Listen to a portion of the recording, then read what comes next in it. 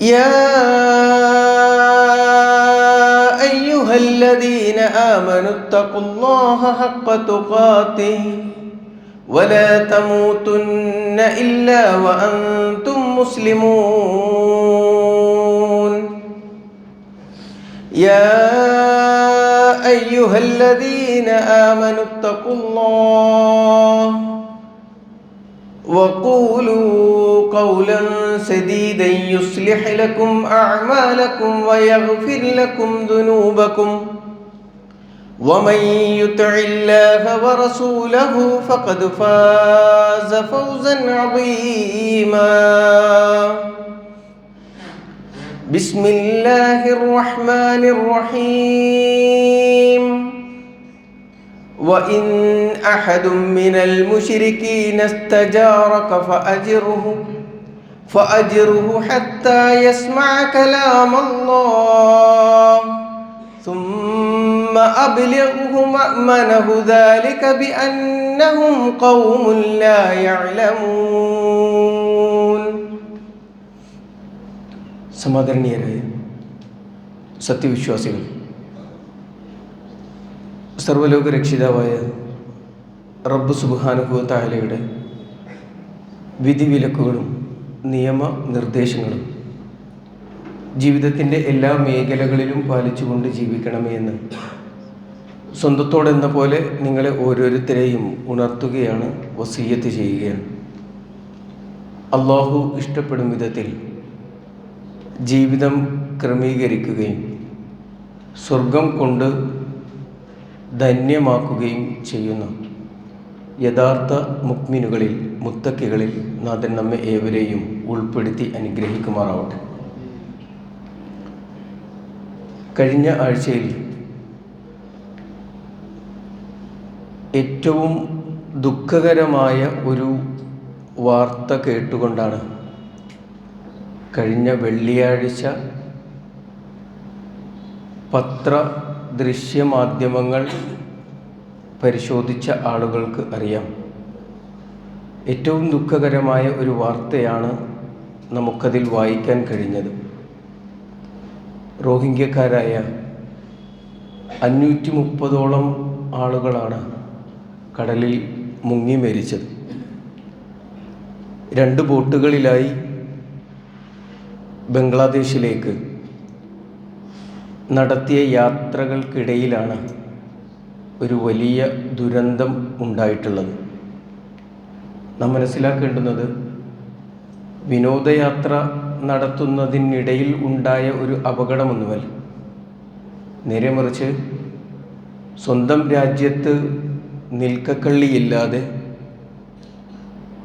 ജീവനും ജീവിതവും ഒരു ബോട്ടിൽ കയറ്റിക്കൊണ്ടു പോകുന്നതിനിടയിൽ സംഭവിച്ച മഹാദുരന്തമാണ് എന്ന് നമ്മളതിനെ തിരിച്ചറിയണം.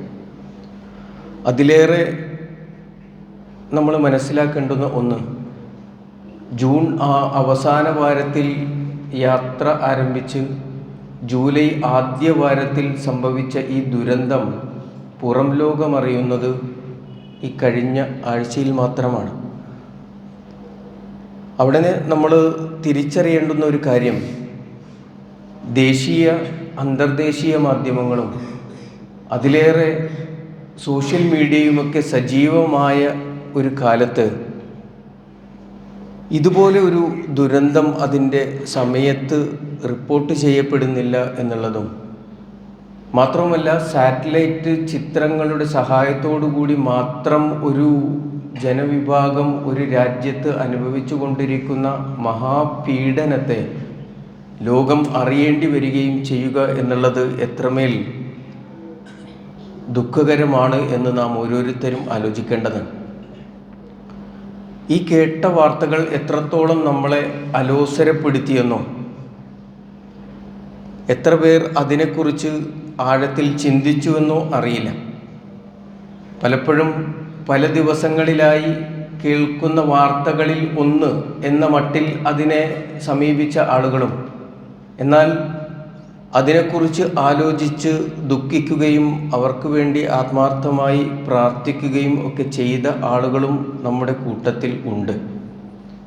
എന്തുതന്നെയാണെങ്കിലും ഇങ്ങനെ ഒരു ദുരന്തം ഉണ്ടാകുമ്പോൾ സത്യവിശ്വാസികൾ എന്ന നിലക്ക് നമ്മെ സംബന്ധിച്ചിടത്തോളം അവർ ആരാണ് എന്നും എന്തുകൊണ്ടാണ് അവർക്ക് ഈ ഒരു അപകടത്തിലേക്ക് ചെന്നുപെടേണ്ടി വന്നത് എന്നുമുള്ള ഒരു ആലോചനയും പഠനവും ഒക്കെ നടത്തുന്നത് നന്നാവും.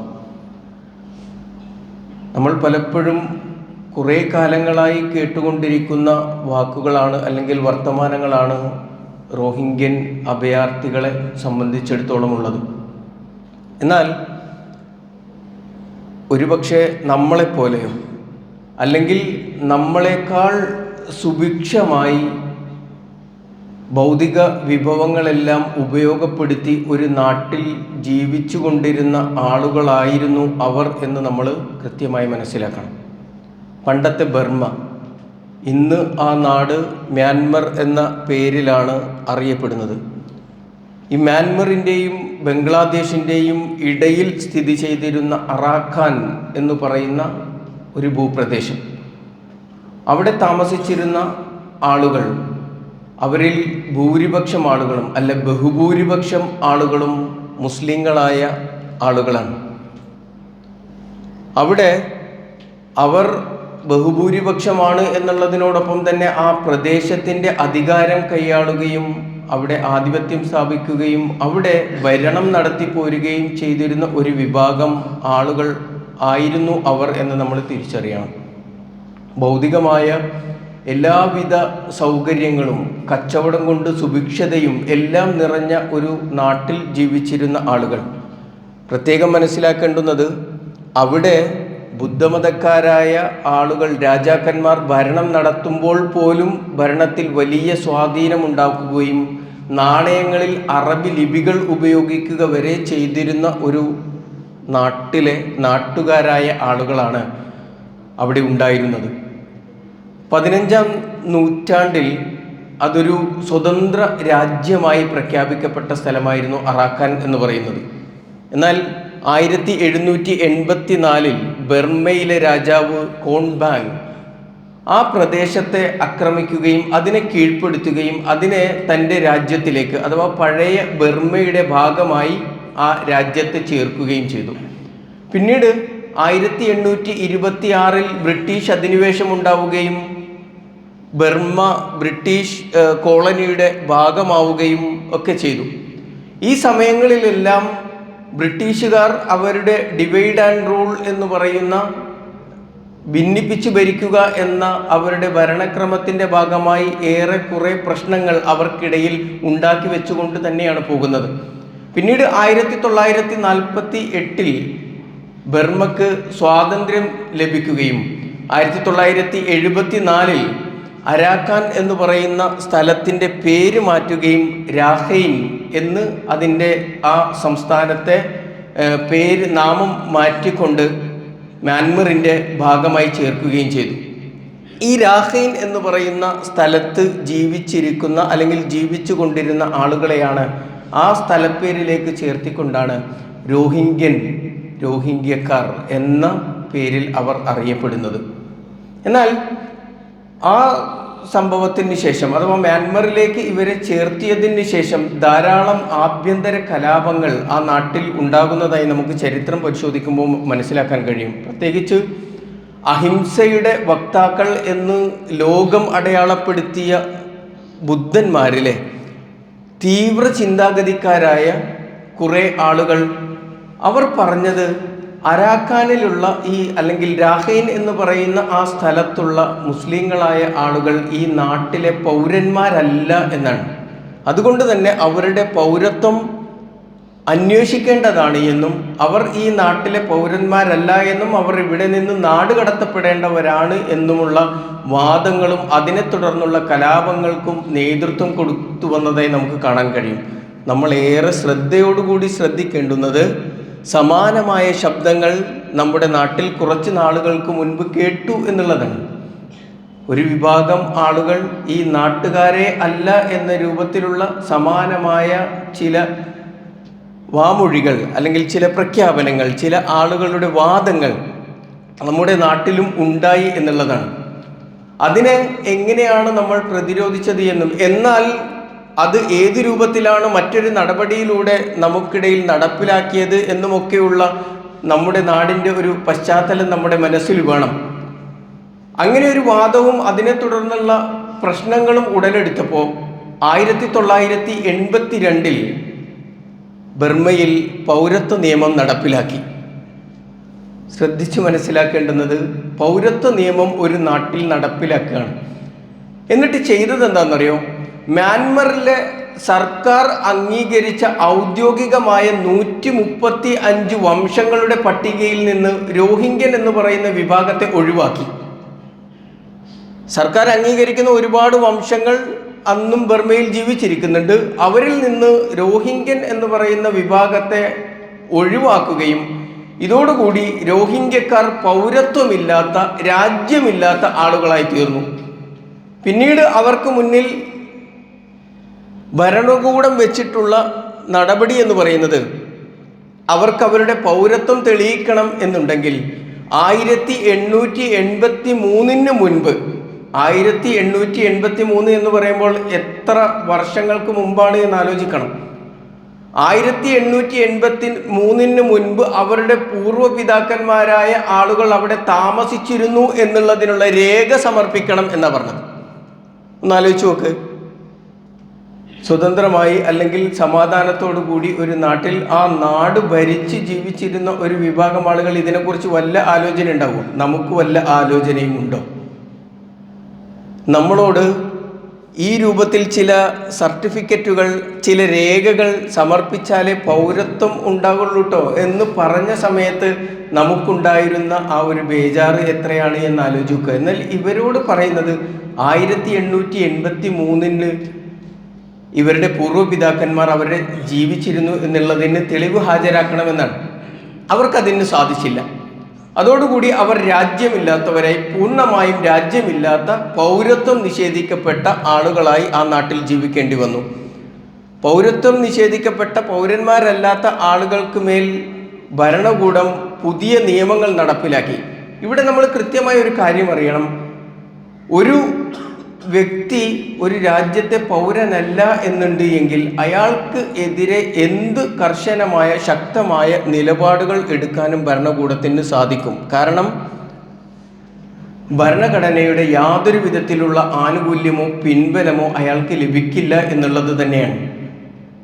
രോഹിംഗ്യക്കാർക്ക് മേലെ അവർ നടപ്പിലാക്കിയ ചില നടപടികളിൽ ഒന്നാമത്തത് സഞ്ചാര സ്വാതന്ത്ര്യം നിഷേധിച്ചു എന്നുള്ളതാണ്.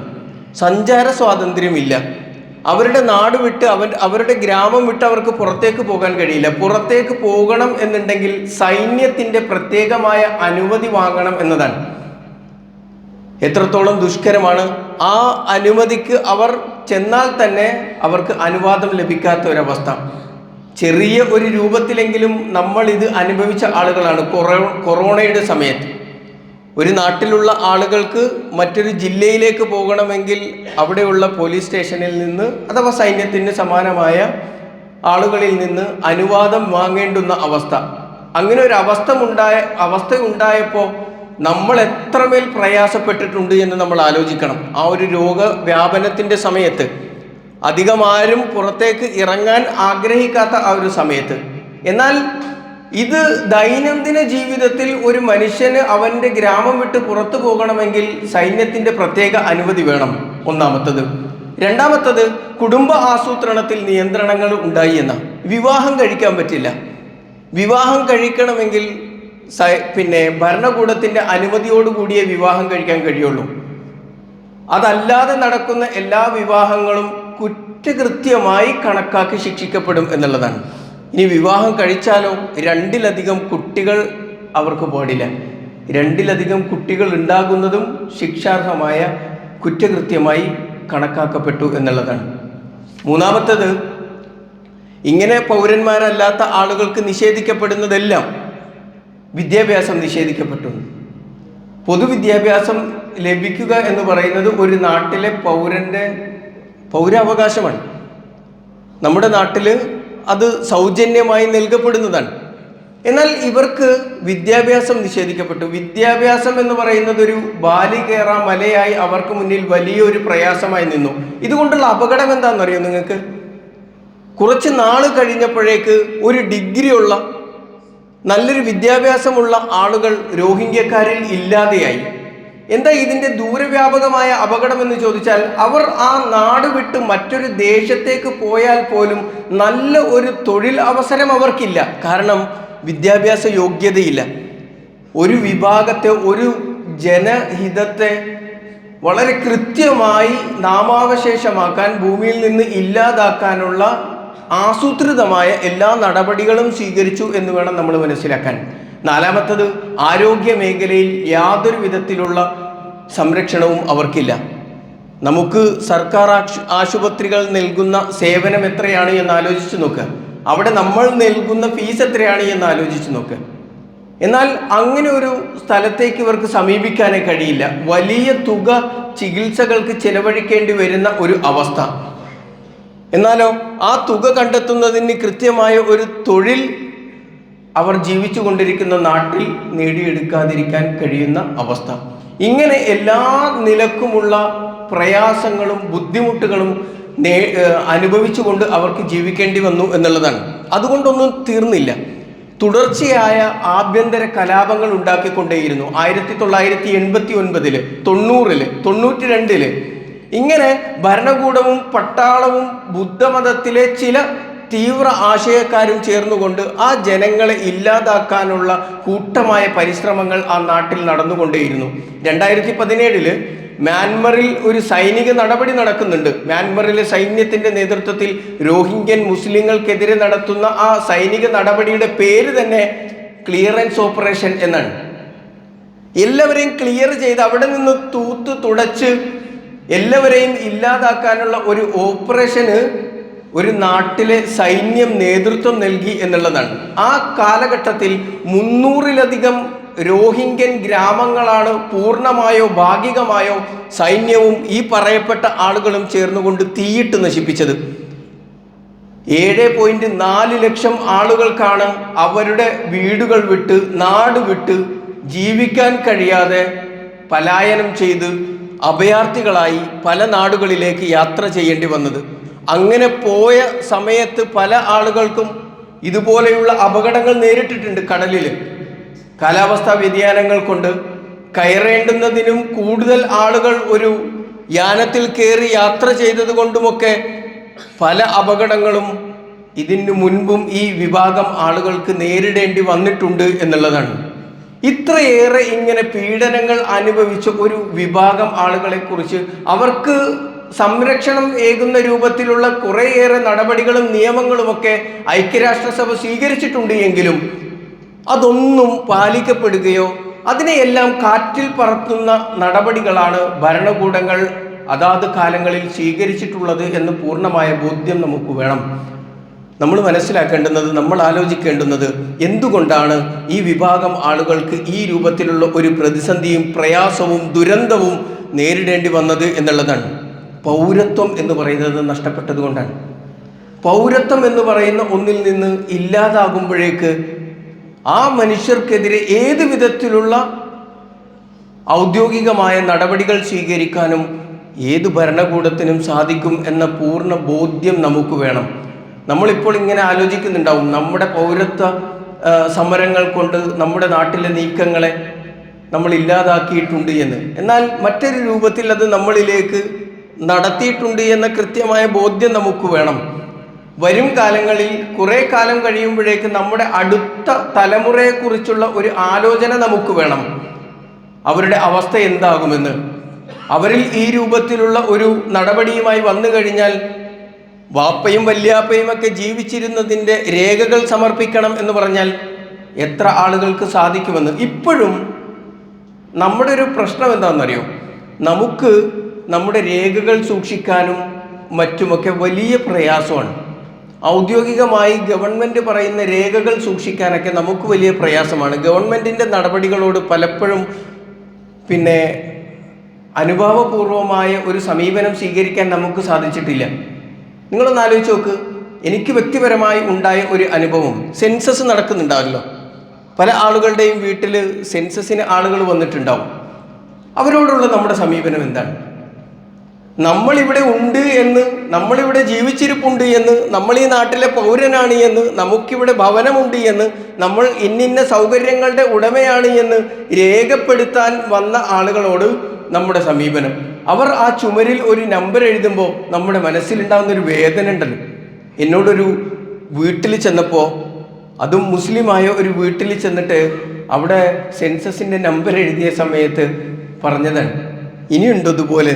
വളരെ പരിഹാസത്തോടു കൂടി, ഇനിയും നമ്പറുകൾ ഒരുപാട് എഴുതാനുണ്ടോ? പെയിൻ്റ് അടിച്ചിട്ടുള്ളൂ, ശരിയാണ്.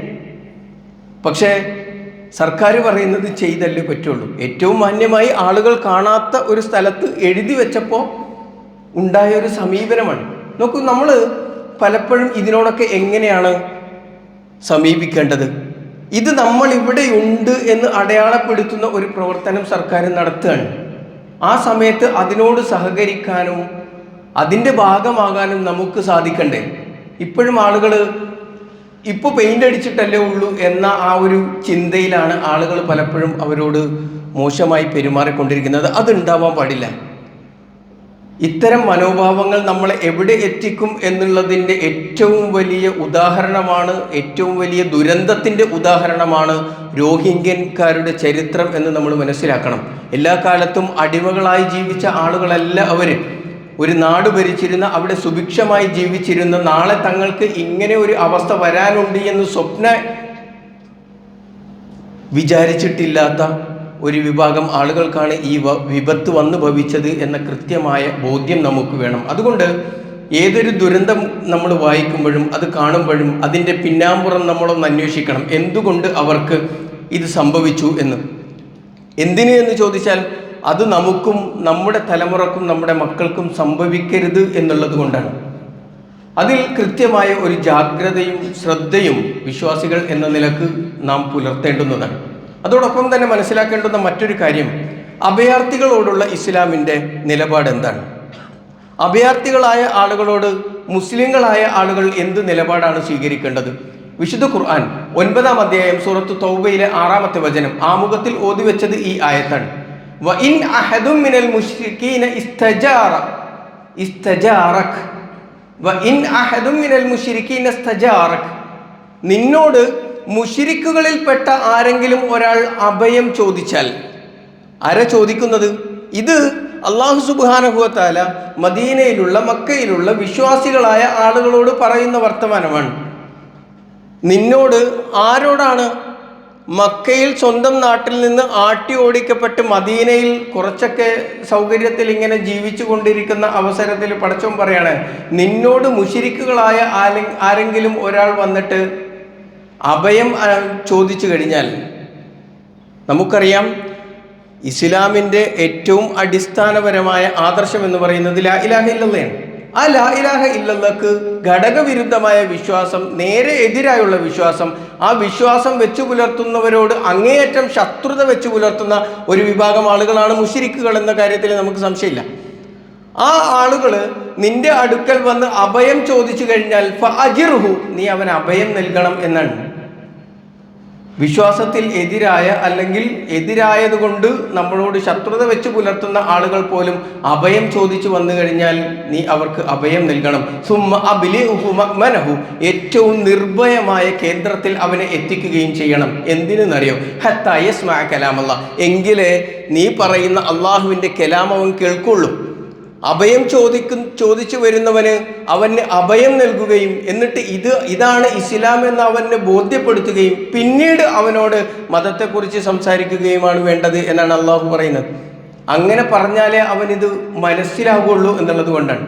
അവിടെ ശ്രദ്ധിക്കേണ്ടുന്നത്, അവിശ്വാസിയായ നിന്റെ വിശ്വാസത്തിലല്ലാത്ത ആളാണ് നിന്നോട് അഭയം ചോദിക്കുന്നത് എങ്കിൽ, അഭയാർത്ഥിയായി നിന്നെ സമീപിക്കുന്നത് എങ്കിൽ അവനോട് അനുഭാവപൂർവമായ ഒരു സമീപനം സ്വീകരിക്കണം എന്നുള്ളതാണ് ഇസ്ലാം പറയുന്നത്.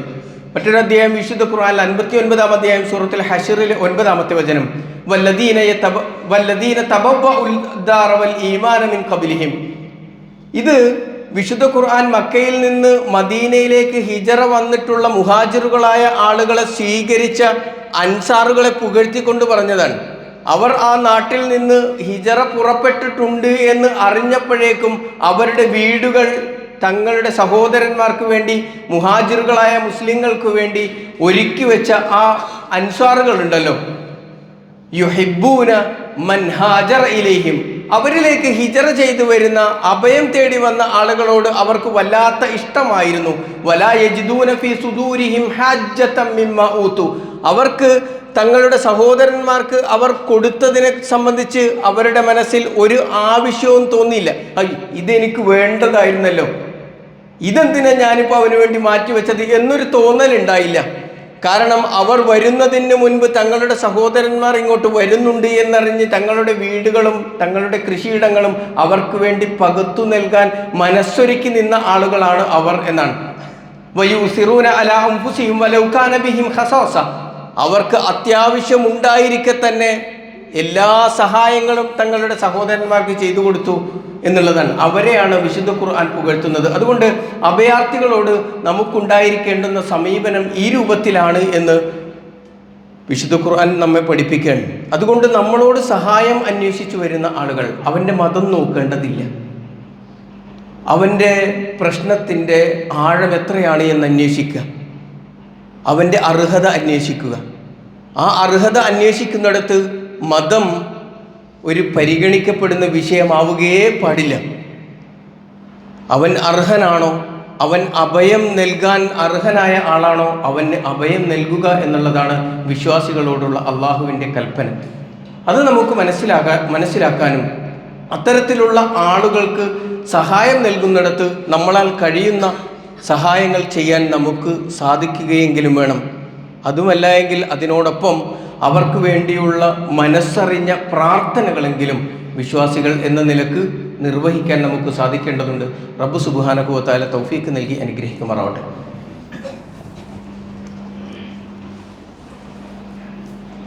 അൽഹംദുലില്ലാഹ്, അസ്സലാത്തു വസ്സലാമു അലാ റസൂലിഹിൽ അമീൻ വഅലാ ആലിഹി വസഹ്ബിഹി അജ്മഈൻ, അമ്മാ ബഅദ്. ഒരിക്കൽ കൂടി അള്ളാഹുവിൻ്റെ വിധിവിലക്കുകൾ അനുസരിച്ച് ജീവിക്കണമേ എന്ന് ഉണർത്തുകയാണ്, വസിയ്യത്ത് ചെയ്യുകയാണ്. നമുക്കറിയാം, റോഹിംഗ്യൻ മുസ്ലിങ്ങളുടെ അവസ്ഥ പറഞ്ഞതുപോലെ തന്നെ നമ്മുടെ നാട്ടിലെ വിദ്യാർത്ഥികളും ഇന്ന് തെരുവിലാണ്. രാജ്യതലസ്ഥാനത്ത് വ്യാപകമായ പ്രതിഷേധങ്ങളും സമരങ്ങളും ഒക്കെയായി ക്ലാസ് മുറികളിൽ സമാധാനത്തോടുകൂടി ഗുരുമുഖത്ത് നിന്ന് വിദ്യ അഭ്യസിക്കേണ്ടുന്ന നമ്മുടെ വിദ്യാർത്ഥി സമൂഹവും യുവത്വവും ഇന്ന് തെരുവിൽ നിൽക്കേണ്ടി വരുന്ന അവസ്ഥയിലേക്ക് മാറിപ്പോയിട്ടുണ്ട് എന്നുള്ളതാണ്. വിദ്യാലയങ്ങളിൽ നിന്ന്, വിദ്യാലയങ്ങളുടെ ക്ലാസ് മുറികളിൽ നിന്ന് അവരെ തെരുവിലേക്ക് എത്തിച്ചത് എന്താണ്? അവർക്കുണ്ടായ ഒരു ബോധ്യമാണ് അത്.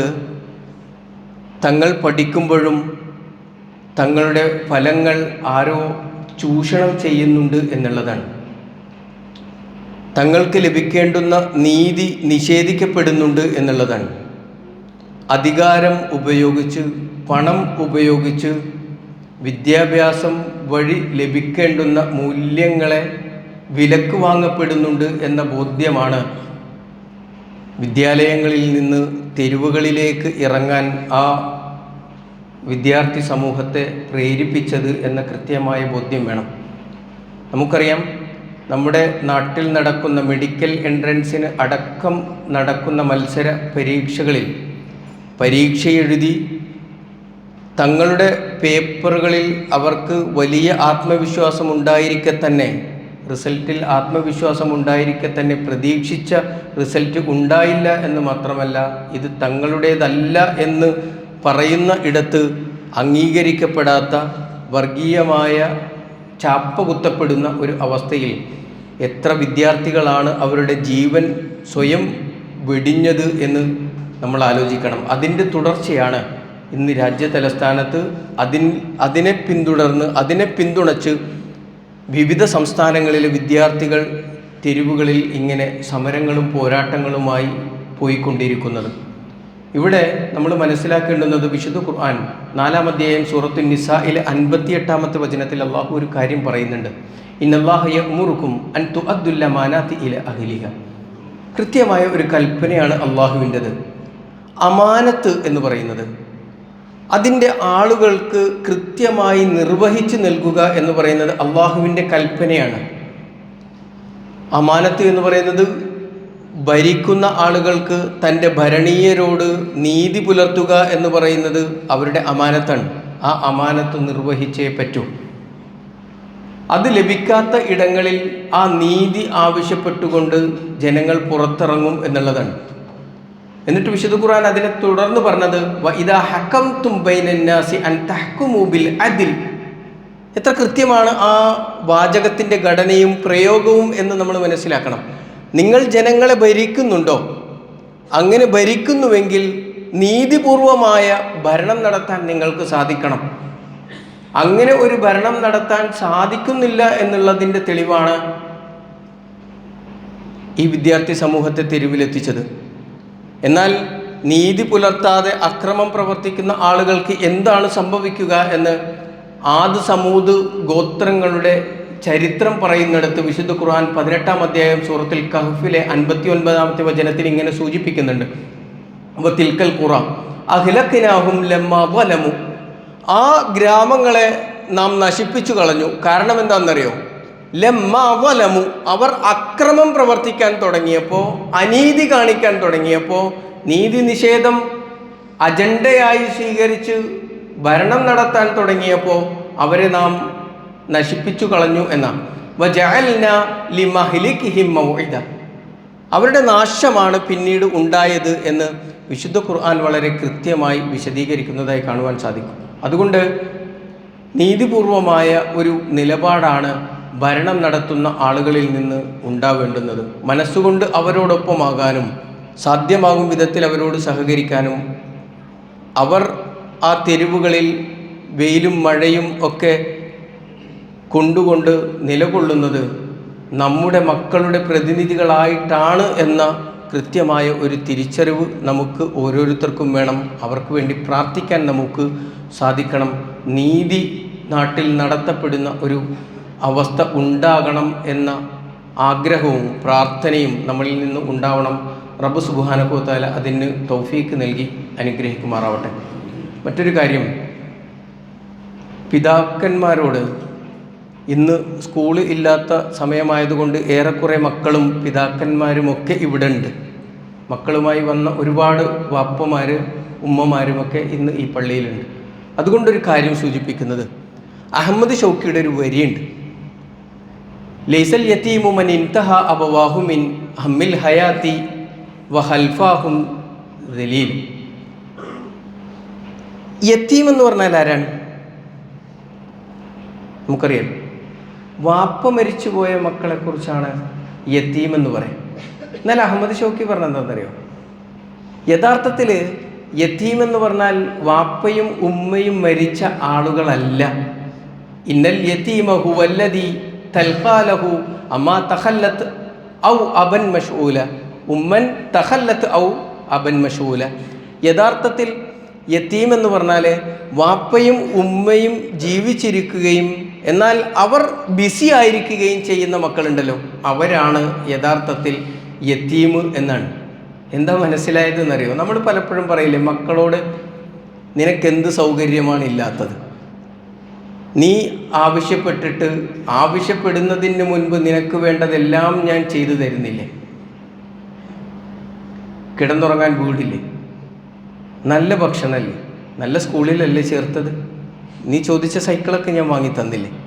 അങ്ങനെ വേണ്ട സൗകര്യങ്ങളെല്ലാം നൽകിയില്ലേ എന്ന് ചോദിക്കുന്നുണ്ട്. പക്ഷേ എന്തുകൊണ്ടോ അവർക്ക് കൊടുക്കേണ്ട ഒന്ന് നമുക്ക് കൊടുക്കാൻ കഴിഞ്ഞില്ല. എന്താണെന്നറിയോ? സമയമാണ്. ഏറ്റവും മൂല്യമുള്ള സമയം, ഏറ്റവും അനിവാര്യമായ സമയം അവർക്ക് വേണ്ടി നമുക്ക് കൊടുക്കാൻ കഴിയുന്നുണ്ടോ എന്ന് ആലോചിച്ചാൽ മതി. നമ്മളെപ്പോഴാണ് വീട്ടിലെത്തുന്നത്? എത്ര സമയമാണ് മക്കളോട് ഒപ്പം ഇരിക്കുന്നത്? അവരുടെ കാര്യങ്ങൾ എത്രയാണ് നമ്മൾ അന്വേഷിക്കുന്നത്? അവരുടെ തോളത്ത് തട്ടി അവരെ നമ്മൾ എത്രയാണ് പ്രശംസിക്കുന്നത്. എല്ലാ മക്കളും ആഗ്രഹിക്കുന്നുണ്ട് എൻ്റെ വാപ്പ 7ാമത്തെ വയസ്സുവരെ എന്നോടൊപ്പം കളിക്കുന്ന ഒരു കളിക്കൂട്ടുകാരനായിരുന്നുവെങ്കിൽ എന്ന്. എല്ലാ മക്കളും ആഗ്രഹിക്കുന്നുണ്ട് 14 വയസ്സുവരെ എൻ്റെ വാപ്പ എന്നെ ശകാരിക്കുന്നതല്ല, എനിക്ക് സംസ്കാരം പഠിപ്പിക്കുന്ന, ഞാൻ വാപ്പ പള്ളിയിലേക്ക് പോകുമ്പോൾ എന്നെയും കൂടെ കൂട്ടി പള്ളിയിലേക്ക് പോകുന്ന ഒരു വാപ്പയായിരിക്കണം എന്ന്. എല്ലാ മക്കളും ആഗ്രഹിക്കുന്നുണ്ട് 21 വയസ്സുവരെ എനിക്ക് എല്ലാ കാര്യങ്ങളും തുറന്നു പറയാൻ കഴിയുന്ന, ഷെയർ ചെയ്യാൻ കഴിയുന്ന ഒരു നല്ല സുഹൃത്തായി എൻ്റെ വാപ്പ മാറണമെന്ന്. അങ്ങനെ ആകാൻ കഴിഞ്ഞിട്ടുണ്ടോ എന്ന് ആലോചിക്കണം. അല്ല എങ്കിൽ സനാഥരായിരിക്കെ അനാഥരായി നമ്മുടെ വീട്ടിൽ കുറേ മക്കൾ വളരുന്നുണ്ട് എന്ന് നമ്മൾ മനസ്സിലാക്കണം.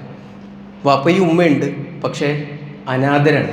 ഇനി നമ്മൾ ആലോചിച്ചാൽ മതി, നമ്മുടെ മക്കൾ ഈ ഗണത്തിൽ എവിടെ പെടുന്നുണ്ട് എന്ന്, എത്ര സമയം അവരോടൊപ്പം ചിലവഴിക്കാൻ കഴിയുന്നുണ്ട് എന്ന്, അവരുടെ പഠനത്തെക്കുറിച്ച് എത്ര അന്വേഷിക്കാൻ കഴിയുന്നുണ്ട് എന്ന്, അവരോടൊപ്പം കളിക്കാൻ, അവരുടെ വർത്തമാനം കേൾക്കാൻ നമുക്ക് എത്ര സമയം കണ്ടെത്തുന്നുണ്ട് എന്ന്. ഇല്ല എങ്കിൽ മനസ്സിലാക്കേണ്ടത് എന്താണെന്നറിയോ? നമ്മൾ ജീവിച്ചിരിക്കെ നമ്മുടെ മക്കൾ നമ്മുടെ വീടുകളിൽ യത്തീമുകളാണ്. അങ്ങനെ യത്തീമുകളായി വളരേണ്ടവരല്ല അവർ ഇസ്ലാം പറഞ്ഞ രൂപത്തിൽ മാതാപിതാക്കളുള്ള ആ മാതാപിതാക്കളുടെ എല്ലാ കടമകളും നിർവഹിക്കുന്ന മാതാപിതാക്കളായി നമ്മൾ മാറണം. അതിന് നമ്മൾ സമയം കണ്ടെത്തണം. നമ്മൾ അങ്ങാടിയിൽ നിൽക്കുന്ന, സീരിയൽ കാണുന്ന, അല്ലെങ്കിൽ മറ്റേതെങ്കിലും കാര്യങ്ങൾക്ക് വേണ്ടി, അനാവശ്യ കാര്യങ്ങൾക്ക് വേണ്ടി മാറ്റിവെച്ചിട്ടുള്ള സമയം മക്കളോടൊപ്പം ഇരിക്കാൻ നമുക്ക് സാധിക്കണം. എങ്കിലേ അവർക്ക് നമ്മളോട് അറ്റാച്ച്മെൻ്റ് ഉണ്ടാകുള്ളൂ. പല മക്കളുടെയും പരാതിയാണ്, പല മക്കളിൽ നിന്ന് കേട്ട പരാതിയുടെ അടിസ്ഥാനത്തിലാണ് സൂചിപ്പിക്കുന്നത്. ആ രൂപത്തിലേക്ക് മാറാൻ നമ്മൾ ശ്രമിക്കണം, പ്രാർത്ഥിക്കണം. നാഥൻ തൗഫീക്ക് നൽകി അനുഗ്രഹിക്കുമാറാവട്ടെ. രോഗം കൊണ്ട് പ്രയാസപ്പെടുന്ന ധാരാളം ആളുകൾ പ്രാർത്ഥന കൊണ്ട് നമ്മളോട് വസിയത്ത് ചെയ്തിട്ടുണ്ട്. റോഷ്ന താത്തയുടെ മകൻ്റെ ഭാര്യാപിതാവ് വലിയ പ്രയാസത്തെ തുടർന്ന് ചികിത്സയിലാണ്. അദ്ദേഹത്തിന് അള്ളാഹു പരിപൂർണമായ ശിഫ നൽകി അനുഗ്രഹിക്കുമാറാവട്ടെ. ഈ രോഗത്തിൻ്റെ പ്രതിസന്ധിയിലും ഈ വേദനയിലും ക്ഷമ അവലംബിക്കുന്നതിന് സമാനമായി അദ്ദേഹത്തിൻ്റെ പാപങ്ങളെ അള്ളാഹു പുറത്തു കൊടുക്കുമാറാവട്ടെ. നമ്മുടെ എല്ലാവരുടെയും ചെറുതും വലുതുമായ അറിഞ്ഞും അറിയാതെയുമുള്ള തെറ്റുകുറ്റങ്ങൾ നാഥൻ വിട്ടുപുറത്തു മാപ്പാക്കി തരുമാറാവട്ടെ. നമ്മിൽ നിന്നും മരണപ്പെട്ടു പോയ മാതാപിതാക്കൾ, ബന്ധുമിത്രാദികൾ, മക്കൾ, അവരുടെ എല്ലാം ഖബറുകളെ അള്ളാഹു വിശാലമാക്കി കൊടുക്കുമാറാവട്ടെ. അവരുടെ പാപങ്ങളെ അള്ളാഹു വിട്ടുപുറത്തു മാപ്പാക്കി കൊടുക്കുമാറാവട്ടെ. നമ്മെയും അവരെയും അവൻ്റെ ജന്നാത്തുൽ ഫിർദൗസിൽ ഒരുമിച്ച് കൂട്ടി അനുഗ്രഹിക്കുമാറാവട്ടെ. സാമ്പത്തികമായ പ്രതിസന്ധികൾ അനുഭവിക്കുന്ന ആളുകൾ, അവരുടെ എല്ലാ പ്രയാസങ്ങളെയും നാഥൻ ദൂരീകരിച്ചു കൊടുക്കുമാറാവട്ടെ. സ്വന്തം നാട്ടിൽ നിൽക്കക്കള്ളിയില്ലാതെ അഭയാർത്ഥികളായി പല നാടുകളിൽ അലയുന്ന ആളുകൾ, അള്ളാഹു അവർക്ക് ക്ഷമയും സ്ഥൈര്യവും നൽകി അനുഗ്രഹിക്കുമാറാവട്ടെ. അവരുടെ നാട്ടിലേക്ക് മടങ്ങി വരാനും നിർഭയത്വത്തോടുകൂടി തങ്ങളുടെ നാടുകളിൽ ജീവിക്കുവാനുമുള്ള സൗകര്യം നാഥൻ അവർക്ക് ഏവർക്കും നൽകി അനുഗ്രഹിക്കുമാറാവട്ടെ. അല്ലാഹു മഗ്ഫിർ ലിൽ മുഅ്മിനീന വൽ മുഅ്മിനാത്ത് വൽ മുസ്ലിമീന വൽ മുസ്ലിമാത്ത് വൽ അഹ്യാഇ മിൻഹും വൽ അംവാത്ത് ഇന്നക മുജീബുദ് ദഅവാതി വയാ ഖാദിയൽ ഹാജാത്ത് റബ്ബനാ തഖബ്ബൽ മിന്നാ ഇന്നക അൻത സമീഉൽ അലീം വതുബ് അലൈനാ ഇന്നക അൻത തവ്വാബുർ റഹീം.